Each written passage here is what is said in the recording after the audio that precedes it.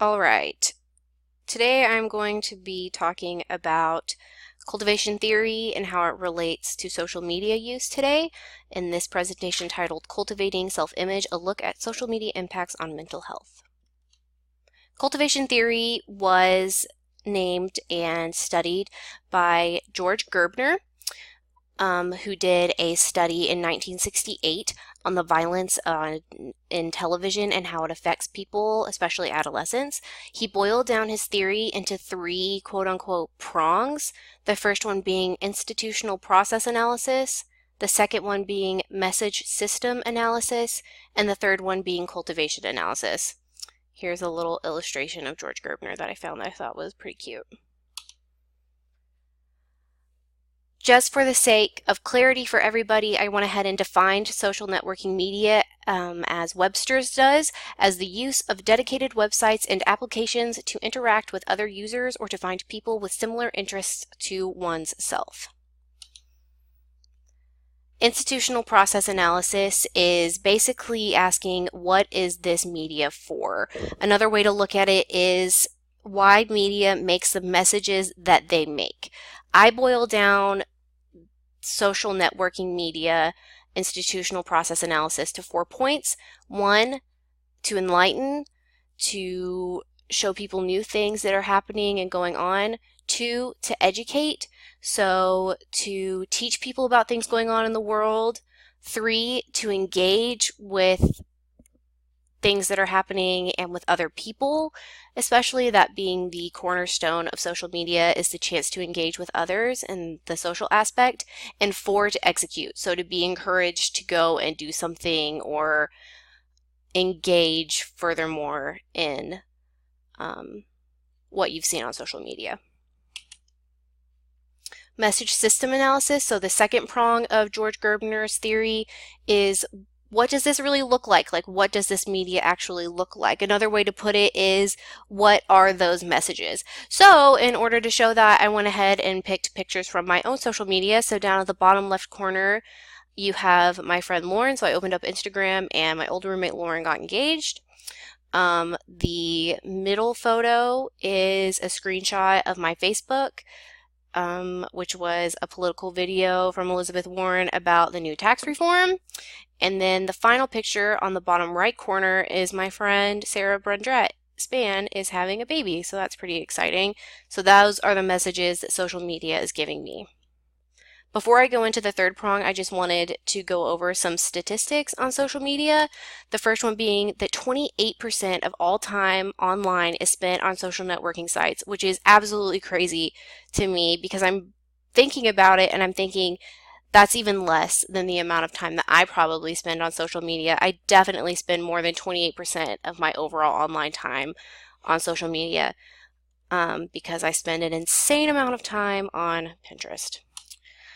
Another statistic was that 22% of teens log on to a social media site more than 10 times a day, which is crazy because that is 9 times more than I log on to my Blackboard in a day, which is unfortunate for my GPA. And the third statistic was that 8.3 hours a month is the average amount of time spent on Facebook.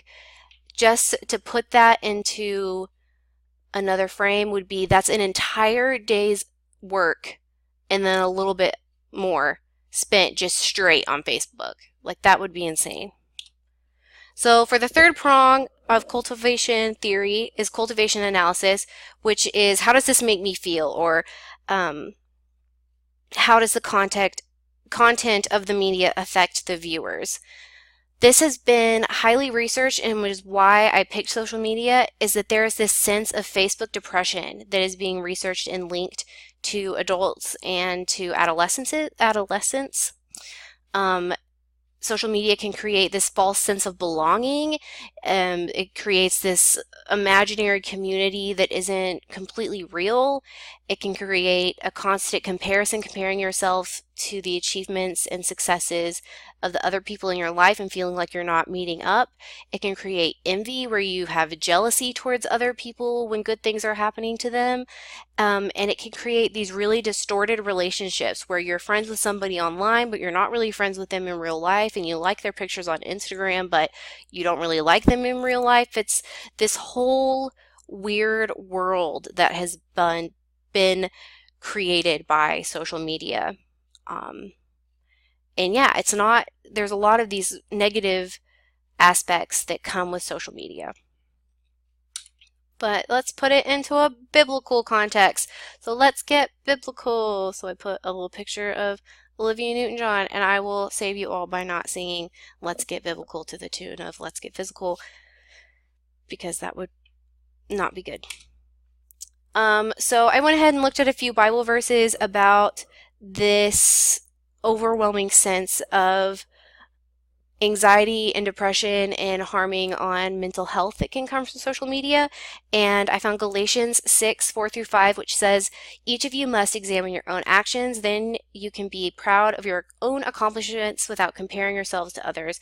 I don't think that God calls us to live in a world where you're constantly comparing your life and your relationship to your friend that just got engaged, or your life and where you are to the friend that just had a baby, or I also don't think he calls us to be in constant fear of the political things that are happening in this world, even though we need to be aware of them. I don't think that we're called to be afraid or feel like we're failing because somebody else is further ahead in life than us. The second verse that I found was James 4:14. It says, yet you do not know what tomorrow will bring. What is your life? For you are a mist that appears for a little time and then vanishes, which is so true. When our life is so short, it's insane that we're spending 8.3 hours of a very short month just dedicated to Facebook and to social networking. And that's just on average. Like I don't even want to imagine how much time of my month or my year or my life is going to be spent on social networking sites trying to convince other people that my life is way cooler than it actually is, because it's really not. So it's just important that we take advantage of our time and not waste it all on social media. The third verse is Proverbs 12:26. The righteous choose their friends carefully, but the way of the wicked leads them astray, which I kind of took into my own context to mean that we're called and we're meant to choose friends individually and with purpose, and not just by following them incessantly and then liking their things. Although social media is a great way to find new things. It's important that we pick our friends carefully. The final verse that I found was Romans 15:13, which says, may the God of hope fill you with all joy and peace as you trust in him, so that you may overflow with hope by the power of the Holy Spirit, which is just that we're not meant to be sad over social media, but we're meant to be filled with joy. So in conclusion, is social media evil? No, it's not evil. I think social media can be used for a lot of great things, and I have seen it used for a lot of great things. I'm definitely not going to stop using social media. I think I'm just going to be a little bit more aware of how I'm letting it affect my own personal life. My second point being, was Gerbner right? I think that he was right to an extent, that the media in our lives does affect our own beliefs, and it does affect the things that we are doing, and it affects the way that we see the world. And third, how do we avoid abusing social media? I think it's just all about knowing when enough is enough, and knowing when you're starting to compare yourself to others, or when you're starting to get sucked into a whole of imaginary world that you're living in. And just to close out this presentation, I'm going to quote George Gerbner whenever he presented in a committee on media to Congress, and the quote is, the most general and prevalent association with television viewing is heightened sense of living in a quote-unquote mean world of violence and danger. Fearful people are more dependent, more easily controlled, more susceptible to deceptively simple, strong, tough measures and headline postures. They may accept and even welcome repression if it promises to relieve their insecurities. That is the deeper problem of violence-laden TV. Thank you.